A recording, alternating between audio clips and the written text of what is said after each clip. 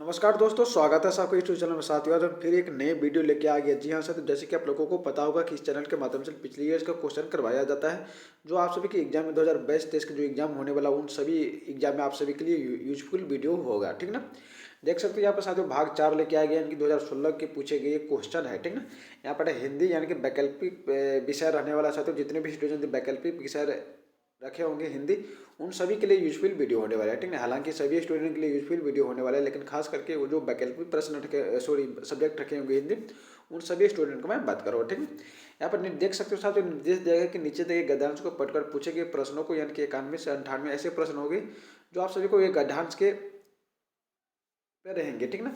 यहाँ पर देख सकते हो साथियों, सही सबसे उपयुक्त उत्तर वाले विकल्प को चुनना है। ठीक ना। यहाँ पर गद्यांश दिया गया, लेकिन आप सभी को गद्यांश पढ़कर जो है ना सो उत्तर लगाना होगा। ठीक ना। देख सकते हो यहाँ पर लिखा गया है साफ साफ, हम हमें स्वतंत्र हुए 15 वर्ष के हुए थे और पड़ोसी चीन ने हमारी पीठ पर छुरा भोंक दिया। जी हाँ साथियों, यानी कि उत्तर सीमा की सफेद बर्फीली चोटियों शहीदों को खून से सनकर लाल हो गई और हजारों माओं की गोद सूनी हुई। हजारों की मांग का सिंदूर पूछ गया और लाखों अभागे बच्चे के पिता के प्यार से वंचित हो गए। ठीक ना। गणतंत्र दिवस निकट आ रहा था, देश का हौसला पस्त था, कोई उमंग नहीं रह गई थी, पर मनाने की तभी यह सोचा गया कि जानी मानी फिल्में हस्ती आयोजन में शामिल हो तो भीड़ उबड़ेगी। ठीक है ना। और आगे क्या लिखा गया साथियों, कि वहाँ कोई ऐसा गीत प्रस्तुत हो जाए लोगों को दिल को छूकर उन्हें झकझोर सके, और चुनौती फिल्म जगत तक पहुंची। एक नौजवान गीतकार प्रदीप ने चुनौती स्वीकारने का मन बनाया और गीत लिखना शुरू कर दिया, लेकिन सुर और स्वर के बिना गीत का क्या करना चाहिए। प्रदीप संगीत निर्देशक सी रामचंद्र के पास पहुंचे, उन्हें गीत पसंद आया और रक्षा मंत्रालय को सूचना दे दी गई। ठीक ना। आगे है क्या कि 26 जनवरी को शुभ दिन आया, लाखों की भीड़ उत्सुकता से प्रतीक्षा कर रही थी। तभी तक जो धुन बज रही थी वह हटी और थोड़ी देर की शांति रही। तभी उस शांति को चिरता हुआ लता मंगेशकर का वेदना और चुनौती भरा स्वर सुनाई पड़ा, और ए मरी वतन के लोगों, जरा आंखों में भर लो पानी, समय जैसे थम गया। सभी के मन में एक ही भाव, एक ही रस में डूब गए। गीत समाप्त हुआ तो लगभग 2 लाख शिक्षक रहे थे, आंसू थे कि थमते ही नहीं थे। ठीक ना। तो इस पे आप सभी को जो है सारे प्रश्न रहने वाले हैं। आप लोगों को मैं गद्यांश पढ़कर सुना दिया। चलिए आप सभी को मैं क्वेश्चन पढ़ के सुनाता हूँ। ठीक है। और जितने भी वीडियो क्वेश्चन आंसर आते होंगे तो मुझे कमेंट में जरूर बताने का प्रयास कीजिएगा। ठीक है। चलिए 51 नंबर क्वेश्चन क्या था साथियों, यहाँ पे ए मेरे वतन के लोगों डॉट डॉट गीत के बारे में क्या सच नहीं है। तो आपको मैं पढ़ के बताया साथियों कि गद्यांश के आधार पर कहा जा सकता है कि ए मेरे वतन को लोगों गीत जो है प्रदीप ने लिखा था। तो राइट आंसर यहाँ पर हो जाएगा ऑप्शन नंबर ए। ठीक है, यानी कि मन्ना डे ने सुर दिया था। ठीक, तो ऑप्शन नंबर ए यहाँ पे करेक्ट आंसर हो जाएगी। नेक्स्ट क्वेश्चन पर चलेंगे साथियों, यहाँ पर 92 नंबर क्वेश्चन पर चलेंगे। 92 नंबर क्वेश्चन यहाँ पे क्या है अपना, कि भारत में 26 जनवरी, जी हाँ दोस्तों, भारत में 26 जनवरी को पर्व मनाने की उमंग न रहने का क्या कारण था। तो हजारों युवकों का शहीद होना चाहिए, ये तो स्वाभाविक बात है साथियों, हजारों युवकों का शहीद होना यही कारण था कि 26 जनवरी का पर्व मनाने की उमंग न रहने का कारण था। ठीक ना। तो ऑप्शन नंबर यहाँ पर डी करेक्ट हो जाएगी। नेक्स्ट क्वेश्चन यहाँ पर 93 नंबर क्वेश्चन देखेंगे। सारे क्वेश्चन साथियों आप लोगों के एग्जाम में पूछे गए जब क्वेश्चन था, आप सभी को इतना तो पता होगा कि पिछले ईयर्स का क्वेश्चन ही आप सभी के एग्जाम में दोहरा दिया जाता है। कुछ नए क्वेश्चन देखने को मिलते हैं, लेकिन ज़्यादातर क्वेश्चन आप सभी को पिछले ईयर्स के क्वेश्चन ही आप सभी के पेपर में आएंगे। ठीक है, जो 2022-23 में एग्जाम होने वाले हैं।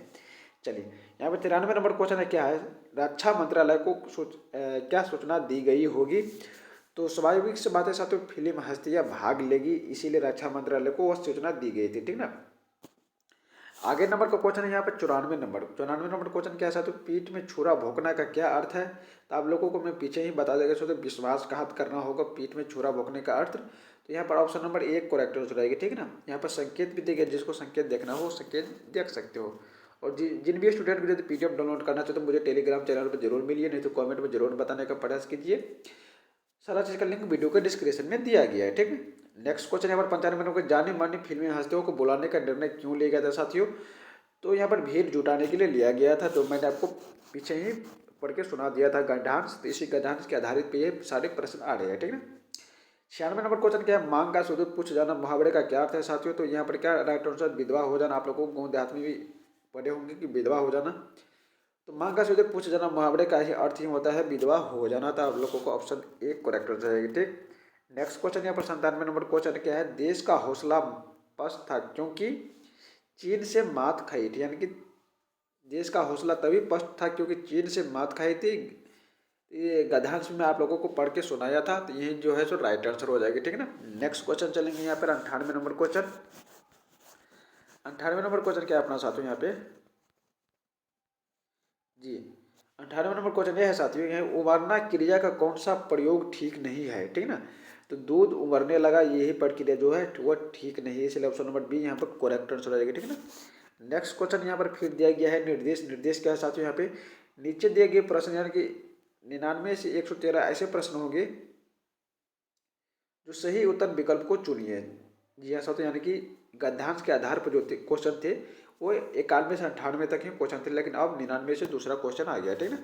तो आप सभी को 91 से 98 ऐसे क्वेश्चन मिलेंगे जो गद्यांश के आधारित पे क्वेश्चन आप सभी को पूछे जाएंगे, ठीक है ना।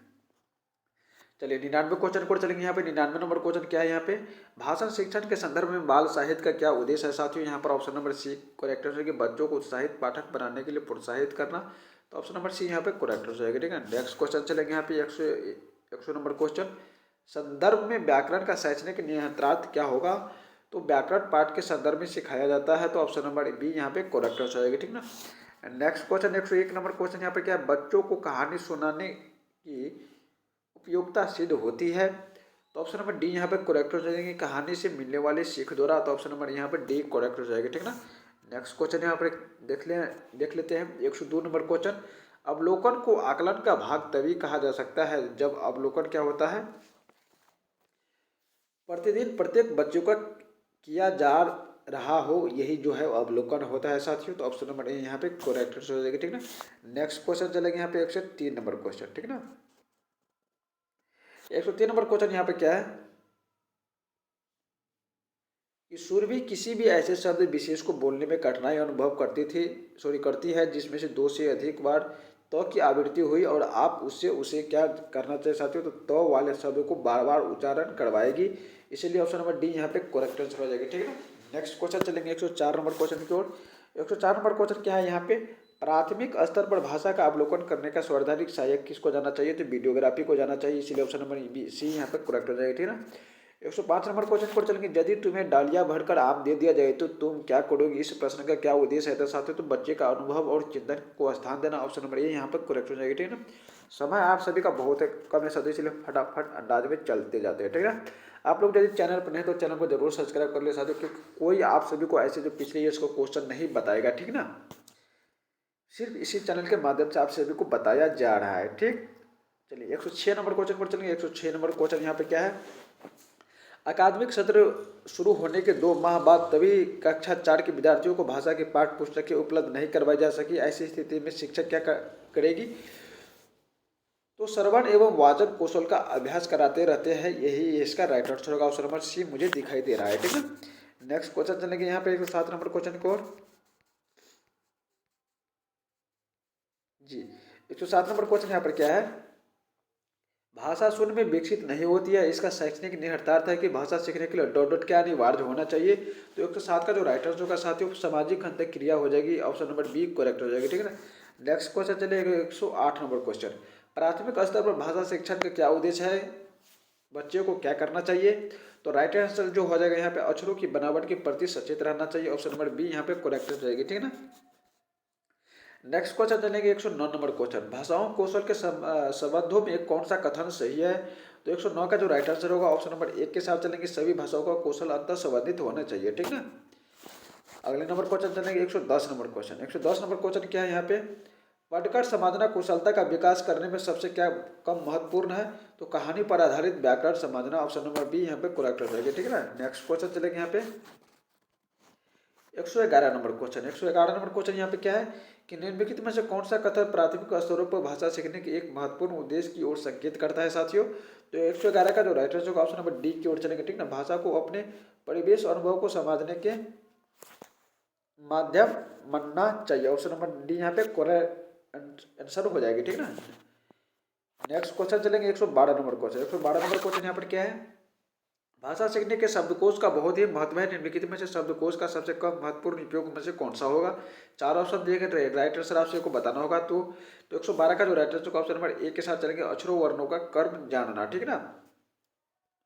ऑप्शन नंबर ए यहाँ पे करेक्ट हो गया। नेक्स्ट क्वेश्चन चलेंगे 113 नंबर क्वेश्चन। 113 नंबर क्वेश्चन यहाँ पे क्या है,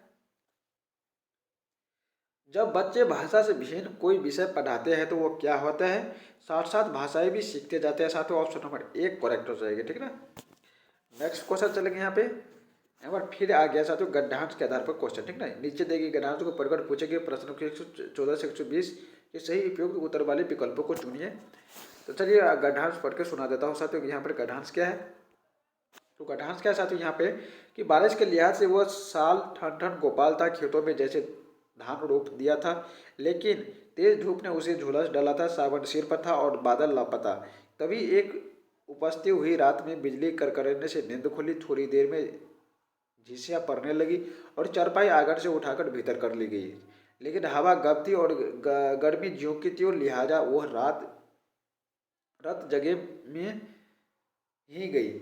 सुबह हुई तो लोग ध्यान बच जाने को लेकर ऊपर वाले की शुक्रिया अदा करते दिखे। बरसात रात वाली रफ्तार से ही जारी थी और न इसे धीमी न तेज।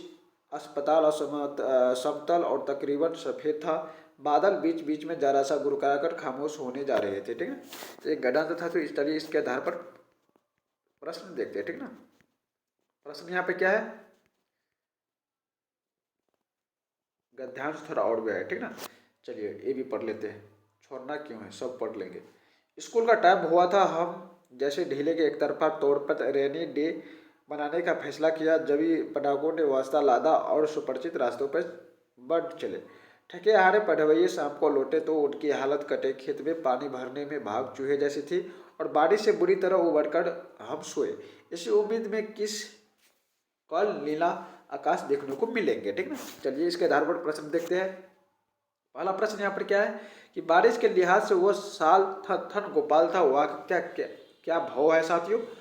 तो बारिश नहीं हुई थी, यही इनका कारण था। ऑप्शन नंबर डी यहाँ पे करेक्ट हो जाएगी, ठीक है ना। यानी कि दो ऐसे आप लोगों को टॉपिक मिलेंगे साथियों जो हिंदी वैकल्पिक सब्जेक्ट रखेंगे। आप जी को 2 बार जो है ना गद्यांश के आधार पर क्वेश्चन जरूर मिलेंगे, ठीक ना।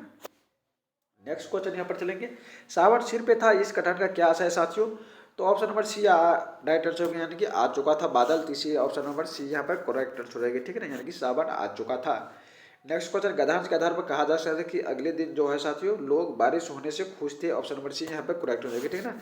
नेक्स्ट क्वेश्चन चलिए 117 नंबर क्वेश्चन, झिसिया शब्द का क्या भाव है साथियों। झिसिया शब्द का जो अर्थ है वो बहुत हल्की है, बूंदा बूंदी होता है साथियों। ऑप्शन नंबर सी यहाँ पर करेक्ट हो जाएगी, ठीक है ना। अगले नंबर क्वेश्चन 118 नंबर क्वेश्चन के, हम जैसे ढीलों ने एक तरफा तौर पर रेनी डे बनाने का फैसला किया, वाक्य के लेखक ने अपनी किस विशेषताओं को बताया। तो 118 का जो राइट आंसर होगा ऑप्शन नंबर 1 की ओर चलेंगे, पढ़ाई में पिछड़े हो जाएगी, ठीक ना। अगले नंबर क्वेश्चन चलेंगे यहाँ पे 119 नंबर क्वेश्चन की ओर। 119 नंबर क्वेश्चन यहाँ पर क्या है कि किन लोगों ने रेनी डे नहीं मनाया। किन लोगों ने रेनी डे नहीं मनाया, तो जो पढ़ाकू थे वही नहीं मनाया, ठीक ना, यानी कि वो पढ़ने में जिज्ञासु हैं इसीलिए रेनी डे नहीं मनाया। लास्ट क्वेश्चन है यहाँ साथियों यहाँ हिंदी का, सावन सिर पर था बादल लापता, वाक्य कौन सा होगा। तो संयुक्त होगा, ऑप्शन नंबर सी यहाँ पर करेक्ट हो जाएगा, ठीक ना।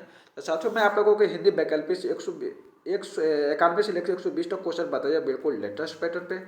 सारे क्वेश्चन आप सभी को 2016 के एग्जाम जो हुआ था पेपर 1 में, कक्षा 1 से 5, उसमें सारे क्वेश्चन पूछ दिए गए थे, ठीक ना। तो उसी क्वेश्चन को मैंने इस वीडियो के माध्यम से साझा कर दिया। यदि वीडियो पसंद है तो वीडियो को लाइक शेयर कमेंट जरूर कीजिएगा। और अभी तक आप लोग चैनल को सब्सक्राइब नहीं तो प्लीज़ चैनल को जरूर सब्सक्राइब, क्योंकि साथियों आप लोगों की एग्जाम के दृष्टिकोण से बहुत ही महत्वपूर्ण होने वाला चैनल होगा, जो आप सभी को अच्छे से अच्छे मार्क्स जरूर गेन करवाएगा, ठीक ना। तो मिलते हैं साथियों, आगे का भाग अगले वीडियो में कवर करेंगे। तब तक के लिए जय हिंद जय भारत।